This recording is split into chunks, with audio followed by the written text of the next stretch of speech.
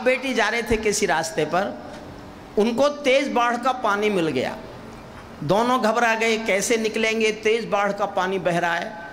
तो पिता ने हिम्मत करके कहा कि बेटी डरो मत, तुम मेरा हाथ पकड़ लो, हम बाढ़ के पानी से निकल जाएंगे।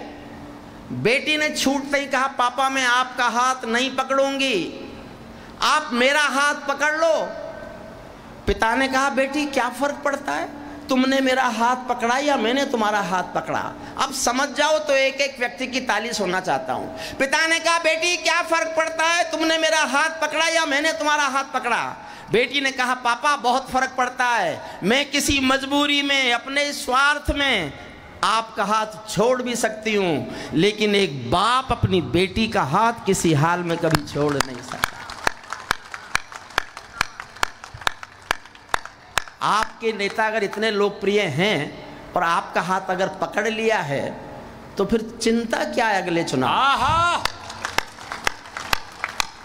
मैं राजनीतिक व्यक्ति नहीं हूं, मैं राजनीति पर टिप्पणी भी नहीं करता, मुझे सब कुछ आता है।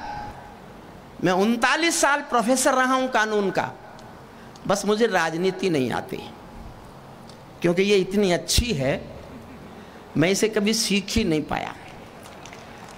मैं एक कविता शुरू करता हूं और फिर मैं एक कविता का एक हिस्सा राठौर साहब को सुनाऊंगा और फिर हम उनका भाषण सुनेंगे और फिर आप बचे रहेंगे तो कविता जितनी देर चाहेंगे सुनाएंगे। बबलू चौधरी हैं, वो अपने अच्छा पीछे बैठे हैं। बबलू चौधरी जी आपकी बहुत बहुत तारीफ, कम से कम आपने कवि सम्मेलन की उन दिनों सोची तो कोरोना के बाद कवि बड़े परेशान थे, 2-2.5 साल किसी ने पूछा नहीं, तो उन्होंने एक कवि सम्मेलन कराया। अगर वो राजनीति में और आगे जाएं और ये वचन दें कि वो हर 2 महीने बाद एक कवि सम्मेलन कराया करेंगे तो हम कभी उनकी और ज़्यादा तारीफ कर सकते हैं। सहज होके सुनिए बस। मैं भी गीत सुना सकता हूँ शबनम के अभिनंदन के, मैं भी गीत सुना सकता हूँ शबनम के अभिनंदन के, मैं भी ताज पहन सकता हूँ नंदन वन के चंदन के, लेकिन जब तक पगडंडी से संसद तक कोलाहल है तब तक केवल गीत लिखूंगा जनगण मन के क्रंदन के, तब तक केवल। जितनी ज्यादा तालियों से जोश दोगे उतना ज्यादा अच्छा सुनाऊंगा। मैं भी गीत सुना सकता हूँ शबनम के अभिनंदन के, मैं भी गीत सुना सकता हूँ शबनम के अभिनंदन के, मैं भी ताज पहन सकता हूँ नंदन वन के चंदन के, लेकिन जब तक पगडंडी से संसद तक कोलाहल है तब तक केवल गीत लिखूंगा जनगण मन के क्रंदन के। जब पंछी के पंखों पर हो पहरे बम के गोली के, जब पिंजरे में कैद पड़े हो सुर कोयल की बोली के, जब धरती के दामन पर हो दाग लहू की होली के, कोई कैसे गीत सुना दे बिंदिया कुमकुम रोली के, कोई कैसे गीत सुना दे बिंदिया कुमकुम रोली के, मैं झोपड़ियों का चारण हूँ आंसू गाने आए। मैं एक किसान का बेटा हूँ, झोपड़ी में पैदा हुआ, झोपड़ी झोपड़ी के आंसू, आंसू की वेदना, वेदना की त्रासदी, त्रासदी की विसंगति, 50 साल से मंचों पे गा रहा हूँ। और मैं एक किसान का बेटा हूँ, मुझे जिस भी दिन कविता पढ़ने का मौका मिलता है, ए हुजूर, ए भैया, हे आर्य पुत्र, बैठ जाओ। इतना तो शोर शराबा हमारी संसद में नहीं होता।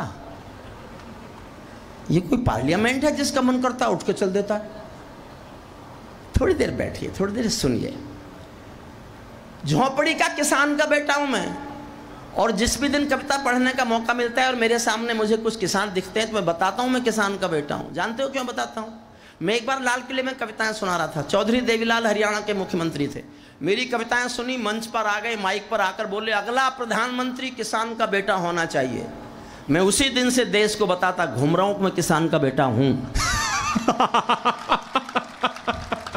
ये मुझे बाद में पता चला कि पहले चाय वाले का नंबर है, तो मैंने अपना नाम पीछे कर लिया। सुनना मन से, कहाँ बनेंगे पूजा के घर, कहाँ बनेगी राजधानी, कहाँ बनेंगे पूजा के घर, कहाँ बनेगी राजधानी। मंडल और कमंडल पी गए सबकी आंखों का पानी। प्यार सिखाने वाले बस्ते मजहब के स्कूल गए। इस दुर्घटना में हम अपना देश बनाना भूल गए। कहीं बमों की गर्म हवा है और कहीं त्रिशूल जले।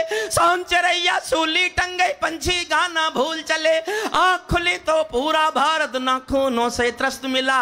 जिसको जिम्मेदारी दी वो घर भरने में व्यस्त मिला।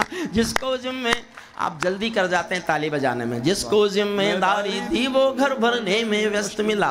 अंधकारों में समा गए।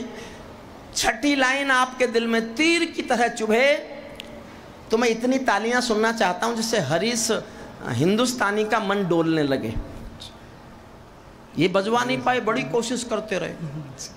हरीश मुझसे सीखो कैसे बजवाते हैं ताली। छठी पंक्ति आप तक पहुंच जाए तो आकाश भर ताली सुनना चाहता हूं झुंझुनू की जनता से सुनना। अंधकारों में समा गए जो तूफानों के बीच जले। अंधकारों में समा गए जो तूफानों के बीच जले।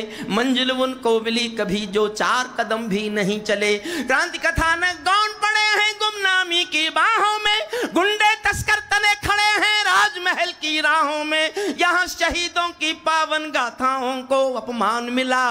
डाकू ने खादी पहनी तो संसद में सम्मान मिला।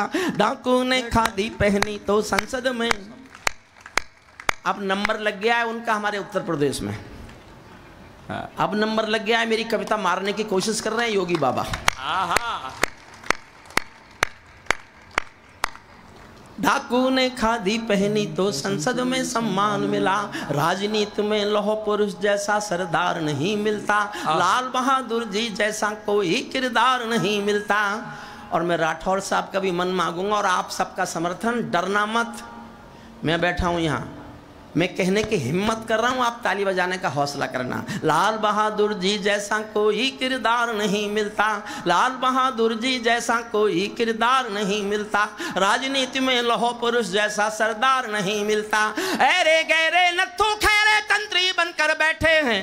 अरे गहरे नत्थू खैरे तंत्री बनकर बैठे हैं। जिनको जेलों में होना था मंत्री बनकर बैठे हैं। जिनको जेलों में होना था मंत्री बनकर बैठे हैं। मैंने देशद्रोहियों का अभिनंदन होते देखा है। भगत सिंह का रंग बसंती चोला रोते देखा है। लोकतंत्र का मंदिर भी लाचार बनाकर डाल दिया। कोई मछली बिकने का बाजार बनाकर डाल दिया। अब जनता को संसद भी प्रपंच दिखाई देती है। नौटंकी करने वालों का मंच दिखाई देती। इस कविता का अंतिम